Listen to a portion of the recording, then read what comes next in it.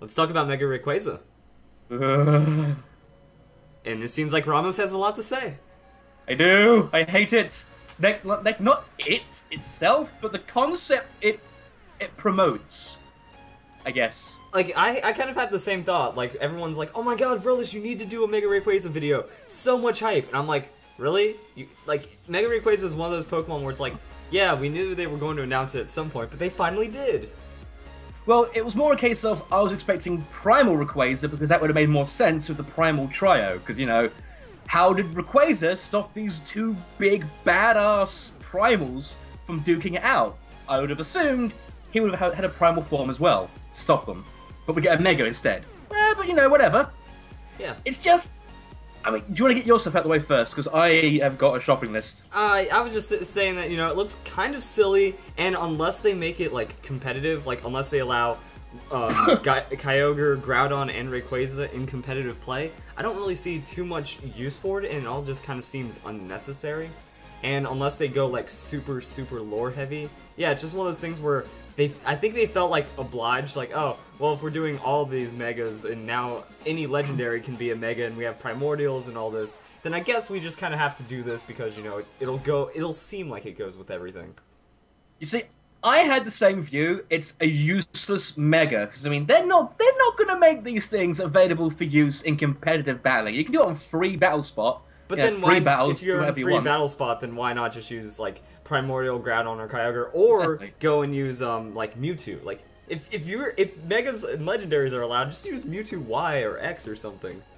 I know exactly, but that's where my frustration and my shopping list begins. One, yeah, here we go. One, another Mega Legendary that we can't use in competitive play. Thanks for wasting another Mega slot. It's like in Smash, where you get you get a character in Smash that is really just wasting a character slot. Like, oh, okay, this is cool, but I don't like the characters in here. What's it doing here? When we could have, like, why is Duck Hunt Dog here when we could have had Sora or Cloud? Hey, don't say anything against Duck Hunt Dog. He's doing good. He's good. He's very good. He's very strong as well. But it's like that's that kind of argument, right? Yeah. So, okay, a Mega Rayquaza.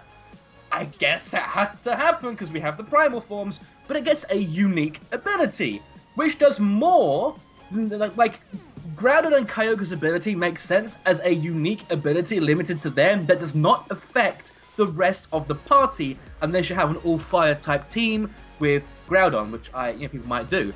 It's the fact that Mega Rayquaza's ability is a helpful party-wide ability that makes it so you can't hit flying types super effectively while the weather effect is there. Mm-hmm. So this is an ability that will never ever be used competitively. Yet it's got so much competitive potential. And on top of that's that, why I was like, if they're going to pull some shenanigans, because back in Heart Gold, Soul Silver, they let Kyogre and Groudon through for competitive play. Now, if they did that with Rayquaza and all these like new abilities and stuff, I could see it being very good because you would essentially have a team dynamic of, am I bringing Rayquaza to counter these guys? Am I going to be bringing my own form of Swift Swim? Am I bringing my own form of Weather? Am I going to try to counter Kyogre because it's going to be more popular? Am I going to try to bring like an anti-Groudon team? Or I feel like if they let these legendaries through, it wouldn't be the worst thing, because if you create like a whole counterplay meta off of it, it could be really interesting. Like, oh, am I going to bring Mega Rayquaza as a weather clear, or am I going to use it for a huge flying type team or a dragon type team? Or no, it's just well, it's like causes moves that are super effective against flying Pokemon to deal normal damage to flying types. I didn't read that part. So it's like, how does that work for everything else? Like, are dragons unaffected? Well, dragons. No, dragons unaffected. So Rayquaza would take like, ×2 damage from an Ice Beam or Ice type move before. They just can't make these primal and Mega Pokemon usable online because they're too strong. It's a case of, if we let them be used online, then for a start, we're going to end up with a team that has all three of them on the team at the same time. Not necessarily their Mega Forms, but I can easily see Mega Groudon with a Kyogre in the back or something like that, and a Rayquaza. And then what happens to the meta? Everyone's just bringing a full team of incredibly overpowered legendaries. Well, I feel like they would make some kind of stipulation, like you could only have one of the three on a team. I still think it's crazy, because then again we end up with things like Kyogre. I mean, if they allowed Groudon, Kyogre, and Rayquaza to be used online, we just see Scarfed Kyogre all over the place. Yeah, and it would be a big mess. Well, but then you're not having Mega Kyogre, which is kind of also the dynamic behind it. Are you going to bring a regular Kyogre, or are you going to have that potentially get stomped out by something else? But that's only if they make it competitive, and I think that it would be fun. But other than that, I really don't think also, so. all these abilities only work in doubles for, like, huge setup potential. It does. I'm pretty sure it is said that the Delta Stream effect is only Wow, there. it's in battle. Yeah. Exactly, which means, so for a start, the only time it is ever going to affect Rayquaza is if it's hit by a Ice-type move. That'll be the only possible way for it to affect Rayquaza. Unless you're in a double battle. And as I was, as I was arguing, there's just no possible way they're going to let these three Pokemon into competitive VGC battles because they are too busted, too broken. You're basically going to have one of these Pokemon on your team to stand a ghost of a chance.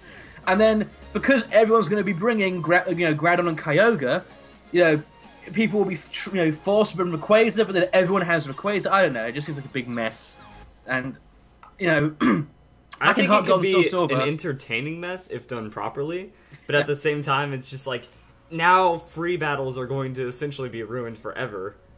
Well, no, because I mean, free battles. When you look at Mewtwo X and Y, you sit there and think, well, free doubles. This is gonna. Even in free doubles, you look at things like Mega Mewtwo, that sort of thing, or Darkrai, and you think, well, they're gonna be all over the place. Or you just hardly ever see them. Or you just run a Darkrai with a Mega Rayquaza or Kyogre or something. It's like, fuck.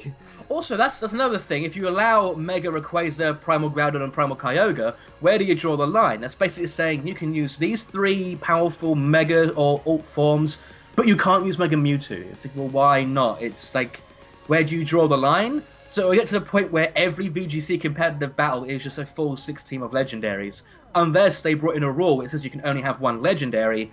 But even then, that one legendary can normally stand up to another team if it's, if you RNG'd it to have good IVs and a good nature. Mm-hmm. I don't know. I mean, I've said it several times, so I probably don't have to say it again, but I'm going to anyway. I don't think they're going to allow these to be a rated battle spot thing, which means it's a completely wasted potential that could have gone. I mean, we don't know. Flygon might have a Mega form, but could you imagine if something like Flygon got an ability similar to Delta Stream? How much more viable it would have become? Yeah. Like, you bring a Flygon, it might not be flying type, but now it protects flying types, like how Florges protects grass types, even though it's not a grass type. And then boom, an amazing Pokemon brought back competitively. But no, just give it to the legendary and nothing else, so we'll never ever see it ever. Also, I think Rayquaza looks silly now. Yes, he does. I mean, for a start, how is he going to get through a door with that new jawline? I mean, not that Rayquaza would need to get through a door, but you know where I'm coming from. Yeah, I'm just like facepalm, but yeah. Also, what's with the golden lines on its sides now coming off and being a thing that is now? I know, it's like, is it supposed to like represent some kind of like, I'm a lightning beast from the sky that, because now I'm just, there's so many things that bug me. One, why is it not primal? Two, why is it a Mega? I thought the whole point of Megas was you have to have a bond with your Pokemon. Nah, I just called it legendary, fed it some things and tickled its chin, and now it's a Mega. Like, yeah, a Mega at least made a lot of sense on Mewtwo, like the way they tied it in with the movie and everything. But suddenly Rayquaza, like you can understand Mewtwo's intellect. Yeah, Mewtwo's intellect to bond with itself or be able to like unlock an incredible amount of potential due to its genetic like edge. Do you know? That makes sense. Do you know what this looks like? It looks like someone sent out the memo to all three of these legendaries saying, guess what? You're going to get a new form. But then no one sent the second memo to Rayquaza saying it's a primal form. So Rayquaza showed up to the party in a Mega form, and everyone's like, dude, you're meant to be primal. You're wrong form. How'd you even do that? That's what it looks like. They're like, how'd you even do that? Ah, never mind. You already fucked this one up. Is it? Oh, we're going to have to release it now. Oh, what next? Primal Slowking. Could be a thing. You don't know. Nah. It's like, yeah, there's a lot of potential that could have gone elsewhere, and that's why I'm not so hype about it. Just it doesn't feel like part of the weather trio anymore. It's like there's a weather duo, and then there's a third one that's just kind of there. Yeah, and I don't know. I mean, that's all I really have to say. We're going to I'm see if really, if they can masterfully bring it into the story, but if they can't, I'm not feeling too hopeful. Well, if you look at how Rayquaza fit into the story in Ruby and Sapphire before Emerald came along, it was just there as the tag-along third legendary as a trio. Like how Zygarde is still currently just a tag-along, useless, weaker legendary that would eventually get a new form and become something. But it just feels like that again. It's a shame. Yeah. I expected so much, and what we get is something that looks like a snake mixed with a guitar.